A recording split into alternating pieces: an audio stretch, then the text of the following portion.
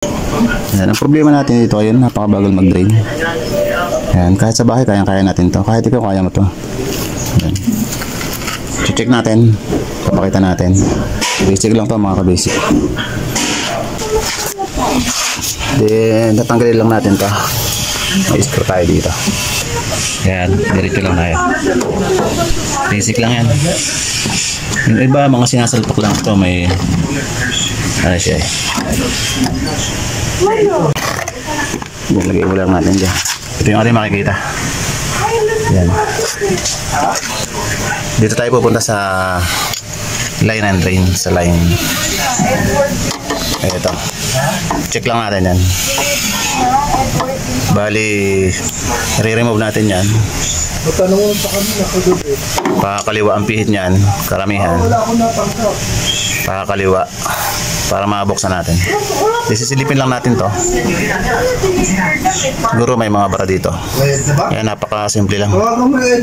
Kaya natin yan. Kahit ikaw. Yan. Bayad. Yan. Subukan natin tanggalin mga ka-basic. Pero may ano to, brand nyo. Ngayon lang matatry. Medyo maigpit to. Hindi kaya ng isang kamay. Then masukip yung daanan. Ayan. Piperasahin natin ng konti. So yan, tanggalin mo natin tong hose natin para makadaan tayo. Yan. Yun. Yan, pasok natin. Ito.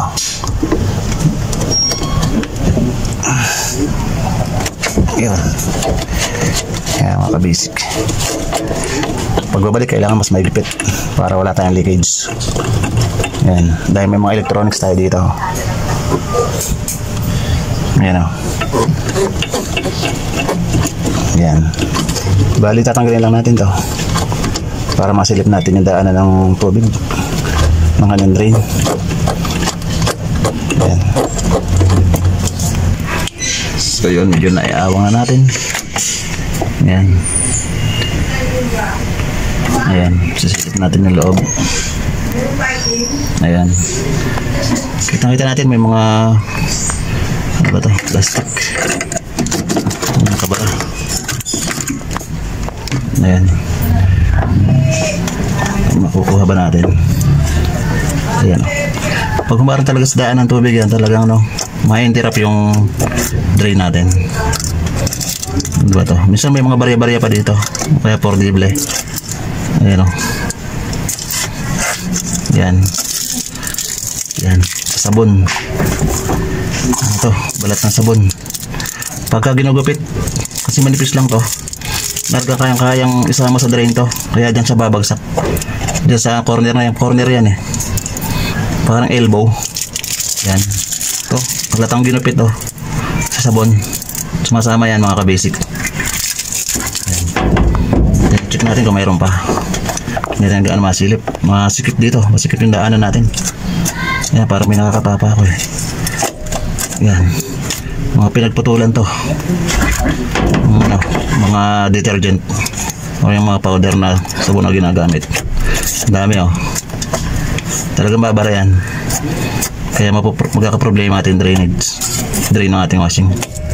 Yan. Kita pa ba? Yan, parang wala na. So yun mga ka-basic, parang wala na. Malinis na. Wala na akong nararamdaman na.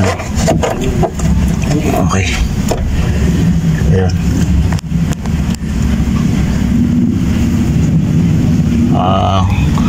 Okay na yan. 100%. Maganda na yung flow nyan.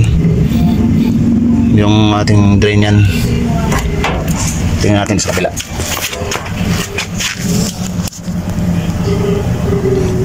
Ayun. Dito. Then pag return yan, pagbabalik, ganun lang kung paano kinalas mga ka-basic. Hello po. Napakadali lang, no? Yan. Sure, okay na yan. Wala tayong problema sa drain. Ask ko lang. Yan. Sana nakatulong mga ka-basic.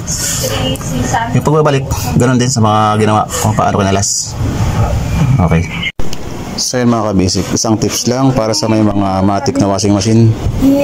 And anong brand nito? Ito. Yan. Nagwawash siya pero hindi siya makapag spin dry.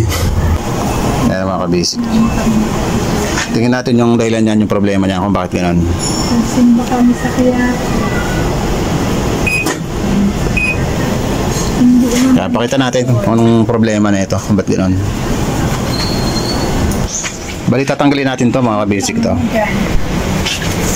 Yan, ito likod na to. May secret ano to, screw ito. Din yung nasa likod makikita naman.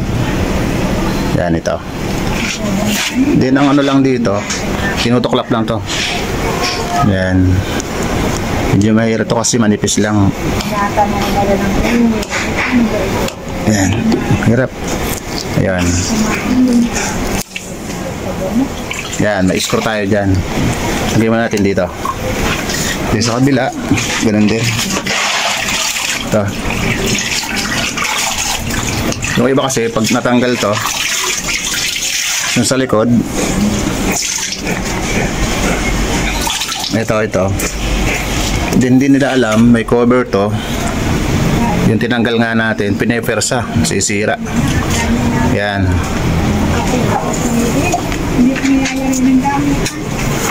Tatanggalin natin to, silipin natin kung ba tayo mag-spin dry.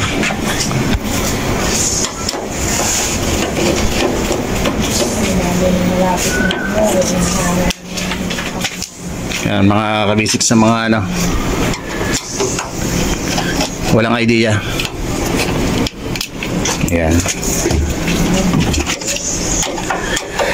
Kailangan nating tanggalin to para masilip natin. Yun. Bali, 4 lang yung screw nito. 4 na piraso. Dito sa ito Fabriano inverter na 10.5. Yan, tatanggalin natin mga kabisik. Tinataas lang to. Yan.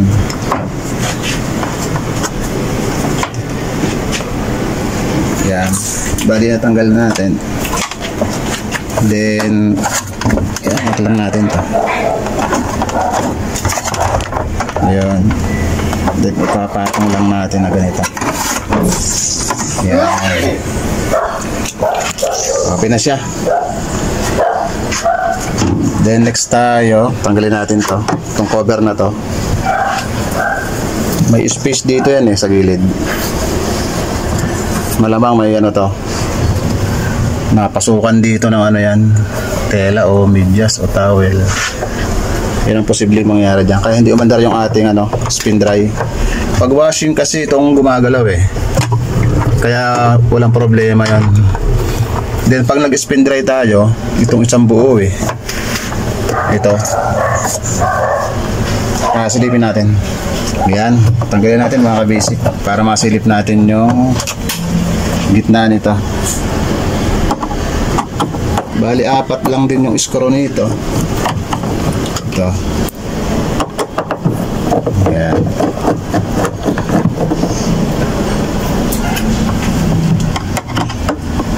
Yan lang yung mga basic na ano, problema kung ba't ayaw umandar yung spin dry natin. Umaandar siya pero ano, hirap hanggang sa hindi na gumalaw. Then angat lang natin to. Yan, may lock to dito. Ayan, to lock yan 4 yung lock. Kaya nalaglag na ang isa. Okay na. Sarap, maganda yan Tandaan natin. Then nahulog yung ating isang screw. Mamaya natin pulutin yan. Nandun. Ayaw, silipin na natin mga kabasic. Silipin na natin yung mga gilid-gilid. Ito yung sinasabi ko. Dito nahuhulog yung mga ano, posibleng mga tela or pwede rin medyas. Ayan mayroon nga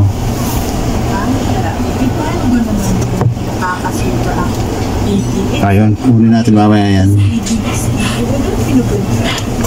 Ayun. Yan.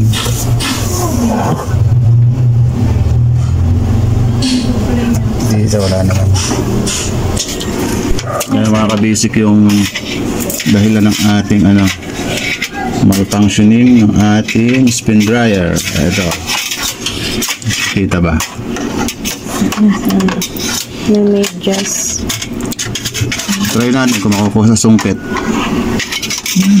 Pag hindi kakalasin natin. Okay, no? Ngayon naakyat na. Ayan, o. Ayan. Pasingit siya. Oh. Sibay. Nakaipit. Naipit na nga ito. Ayan. Automatic sa mata. Ito yan mga kabasic. Ayun. Kita ba? Ayan, apa.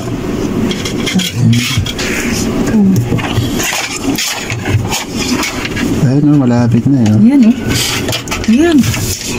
Kabot na Baka yata. masira yung alari. Ayun. Ayun na. Yan na. Ayun. Yeah. Yan. Yan. Ay, nagkuray-kuray na Ito, nga eh. guray-guray na. Medyas yata ito eh.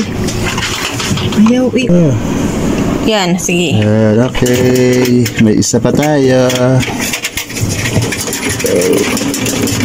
Oh, surprise! Yan. Da. Grabe. Oh, Medyas uli. Tingnan mo. Medyas. Oh. Medyas. Oh. wala nawawala. Teka, wait lang. Baka meron pa? Yeah, wala na. Okay, Linis na. try natin. Oh, yan, gumagalaw na siya. Ano na. Medyo okay na. Maluwag na ang ikot. Dito sa gilid. Kaya hanap pa tayo. Ganap. Yeah, so mga kabitsik, i-check natin kung talagang wala nang natira. Yan. Nakapasok din. Iwan ko. Nakakapag-washing tayo. Ang may problema, spin dry natin. Check lang natin all.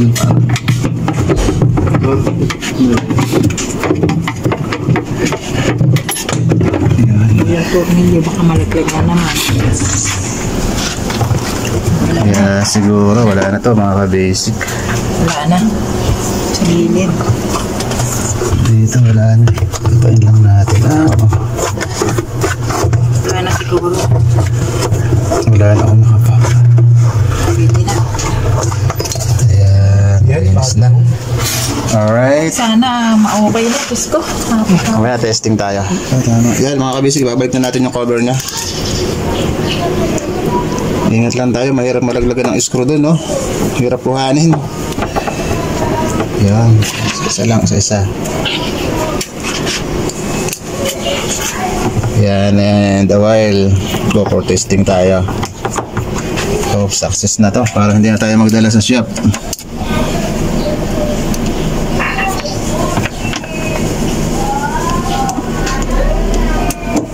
Yan.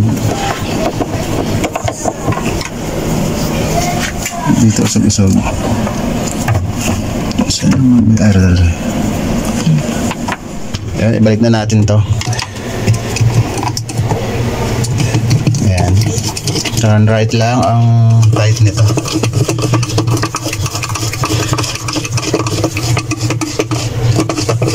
Ayan.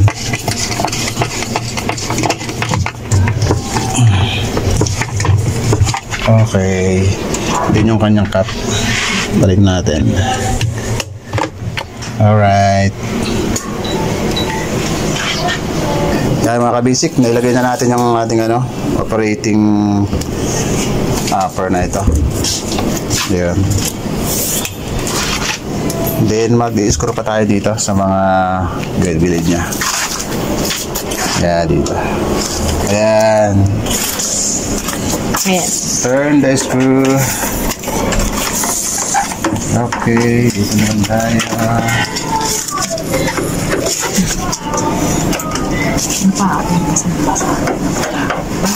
Hindi lang mga ka-basic. Ang problem ng ating spin dry. Sana nga okay na.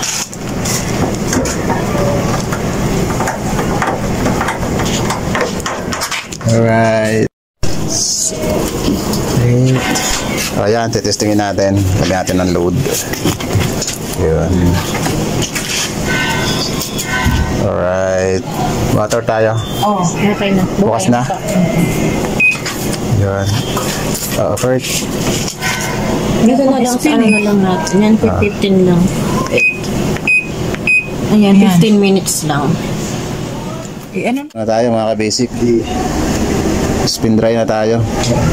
Then wala na siyang kaingay-ingay. Hindi katulad dati talagang ano, parang helicopter to mga ka-basic. Pag nag-dryer siya. Yun ang dahilan nun, yung mga nasa gilid nun. Nahulugan ng mga naipin na tela, towel. Ay, nakuha natin medyas. Ayan. Dryer na yan mga ka-basic ko. Walang katunog-tunog. Smooth na smooth yung ating Fabriano inverter, oh. 10.5.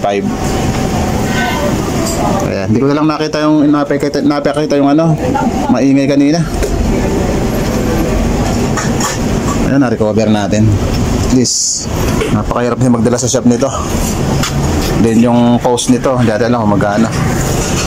Ayan na. Silent na. Parang may silencer daw, walang ingay. Okay, sana may natutunan. Thank you for watching.